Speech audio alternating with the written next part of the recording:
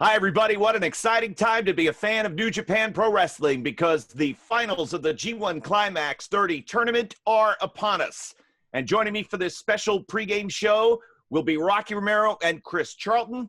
We'll take just a few brief moments to not only give our thoughts about the incredible final match of this year's G1 tournament involving SANADA versus Kota Ibushi, but Rocky, our man Chris, has gone out and secured the rest of the card. We have it before anybody else. What? Are you serious? You stole the card, Chris? Light fingers and a slight build, and he's able to sneak in and sneak out. Sneaky style. I like that. You must have gotten a copy from the Bullet Club of my Sneaky Style Volume 1, and you stole the card because I'm so proud of you, man. Great job. It's on the website, guys. It's on NJPW1972.com. What? There was a tweet about it like a couple of minutes ago. I feel like you just lost all your cool points right there. I mean, whatever. Let's get the show on the road. I mean, I came in with nothing, Rocky. And you're leaving with nothing. I had a great time. Well, we are going to be finishing up this incredible journey where fans have been able to finally hear our voices live on the English commentary side. We can't thank you enough for joining us. It's another special start time, 3 p.m. local time, so 2 a.m. on the East Coast, 11 p.m. Saturday night. So, Rocky, you get double pay. Yep. And what time in England? Is it 8 a.m.? I think it'd be breakfast time, about 6 in the morning. Perfect. Oh, my goodness. All right, my tea and crumpets. We've got tea and crumpets. SANADA versus Ibushi, guys. SANADA outlasting Evil, of course, last night to win the B block after Tetsuya Naito got surprised by Kenta in the semifinal. It was a great last night of competition. And where do you see this one heading into? You know, we've got just a few hours before the bell. Your thoughts, your gut reaction, Rocky, SANADA or Ibushi, head, heart, where you're going? You know, I mean, I feel like my head is going with Ibushi, but my heart, it feels for SANADA. I feel like, I love Ibushi. He's one of my good friends, but I feel like SANADA, this really could be the moment where he proves everybody wrong, all the haters, and actually lives up to what we've been waiting for him to fulfill his full potential and finally go into, win the final and go into Wrestle Kingdom against Tetsuya Naito. Chris, you have had you've spent some time with Ibushi, and I know you've spoken to him quite a bit. Where do you think he is mentally, and who's your pick to win? I think mentally he's in a position where he's hurting and very, very sore, but, he's not going to really let that affect his mentality. He's very sort of focused and looking at taking on SANADA. But to my mind, I'm the exact opposite of Rocky. My heart says Ibushi. I want him to win.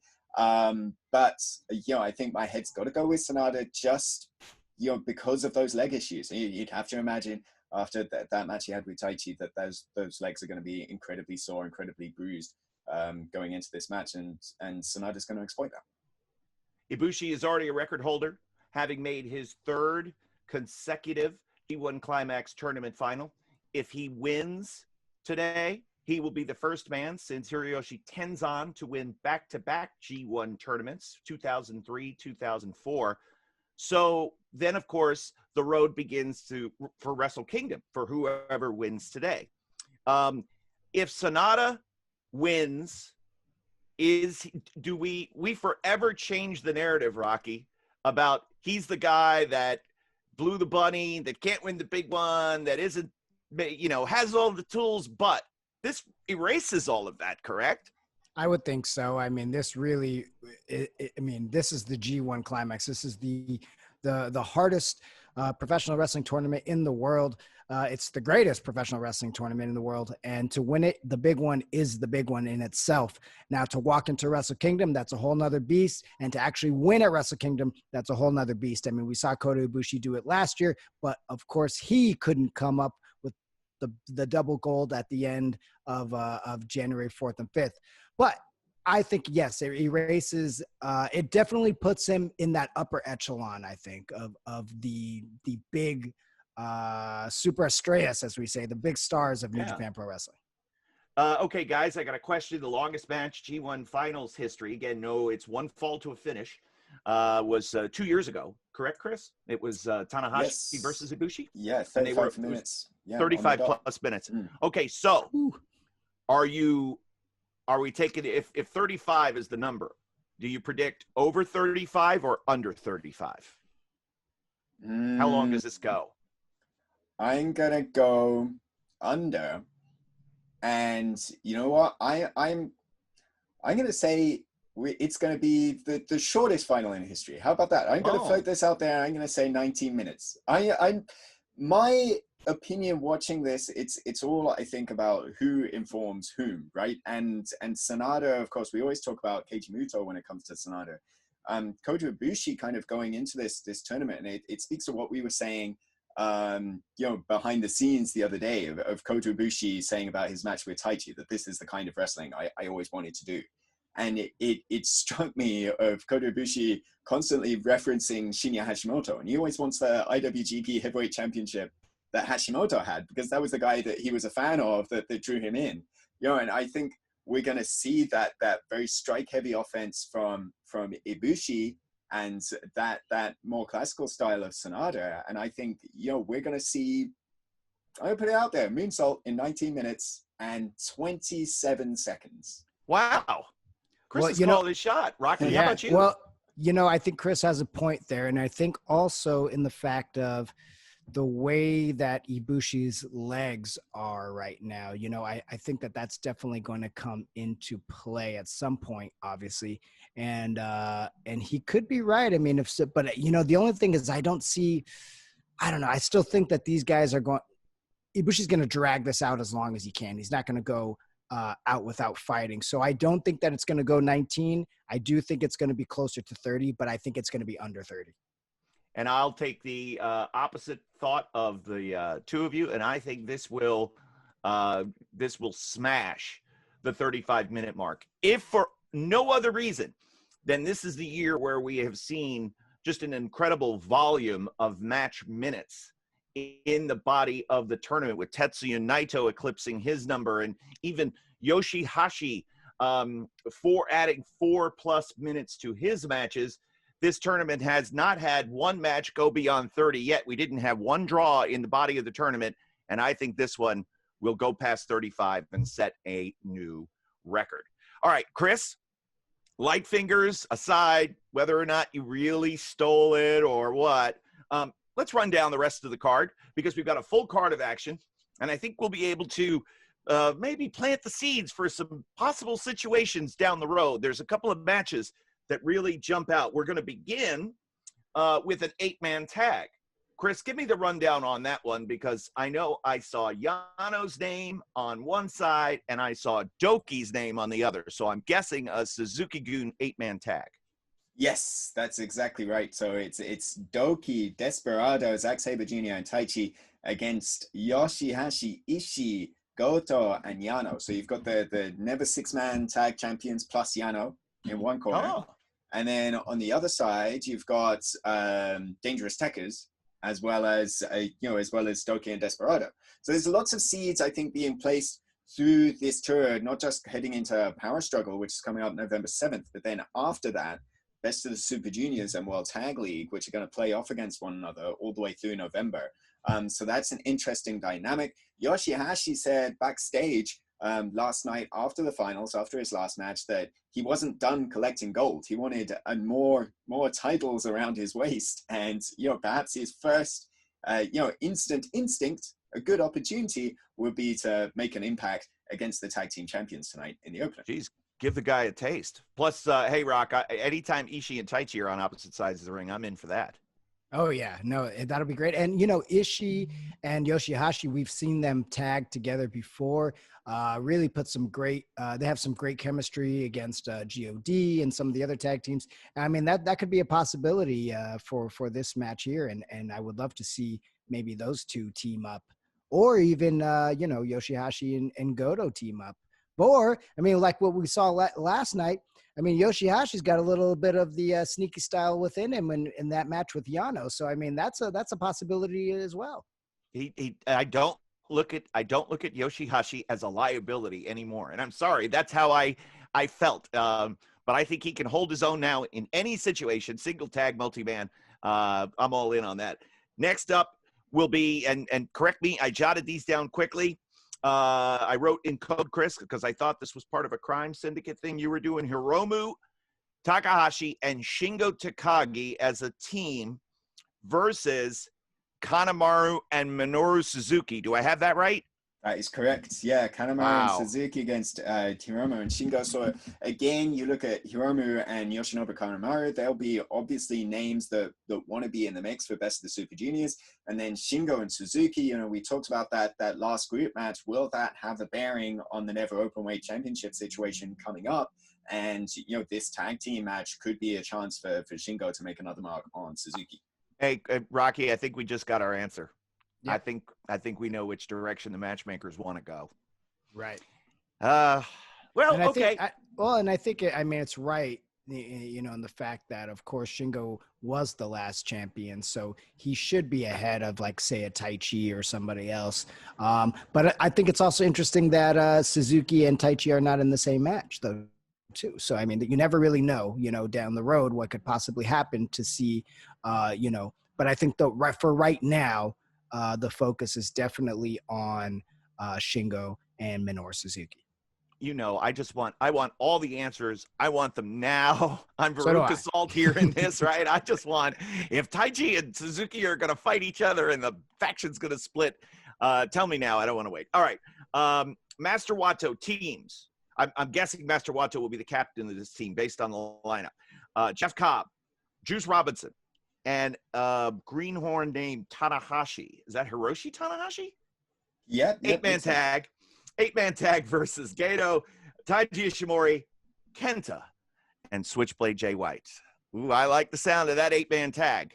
Rocky, what do you think now with Jeff Cobb, Kenta, Jeff Cobb, Jay White, Juice, Kenta, and then Tanahashi and Jay White? I like that mix of guys. Well, yeah, I think Kenta is going to be fighting for his life here, to see who steps up and possibly is looking for a match for that U.S. Heavyweight title briefcase. He's got some options, right? Juice defeated Kenta. Hiroshi Tanahashi defeated Kenta. So, I'm curious to see what happens there. And then you've always got Jay White, who's going to be looking for his next opportunity to step up the ladder to figure out how he's going to get himself in some kind of title contention. We'll see what kind of mental state he's in. He seemed a little bit, again, it's the heat of the moment and everything, a little lost for words, a little bit reactionary. We'll see what happens. Plus, Jeff Cobb, Kenta, again, we saw the battle on New Japan Strong. Kenta beat Cobb in the semifinals of the tournament. Dirty win, filthy. And then and again, Cobb, I think, has that goal in mind to become a U.S. champion. And I think that he's going to be focused on that. We'll see what happens. Sho and Okada as a tag team versus, I can't believe I'm saying these names, Will Ospreay and the Great Okarn. I'm pronouncing that correctly. Okan? It's changed it officially to Okan. Great Okan, yeah. I changed his spelling as well. Obviously making references. You said on Twitter, this is the reference of the great Mongol leader, and Genghis Khan. And then you think as well to the fearsome wrestlers in the past and Killer Khan as well. He returned from excursion the other night, made this shocking alliance with Will Ospreay and everything that happened with Okada. Ospreay said, if you missed it, the comments are up on YouTube, but withdrawing himself from Chaos, saying that he's going to start a new faction, and this is, it's a new page in history, like it or not. As we record this pre-show for the finals of the G1 Climax tournament, Rocky, have you gotten a response to your reach out to Will? Zero response. So yeah, I guess at this point, what's done is done. And, I'm just as curious as you guys to see what happens tonight. I'm guessing that maybe B Priestley might be there. You know, there's a possibility. You know, so I'm curious to see what this new possible faction have in store for Okada and Show. We'll definitely have our eyes open for that one, as we will tag team match semifinal Bushi, teams with Tetsuya Naito, the double champion, against the team of Yujiro Takahashi and Evil. So, Chris, I like that. I like where we're going. And again, another opportunity to see Evil versus Naito, this time in a tag team setting, Evil defeating Naito during the G1.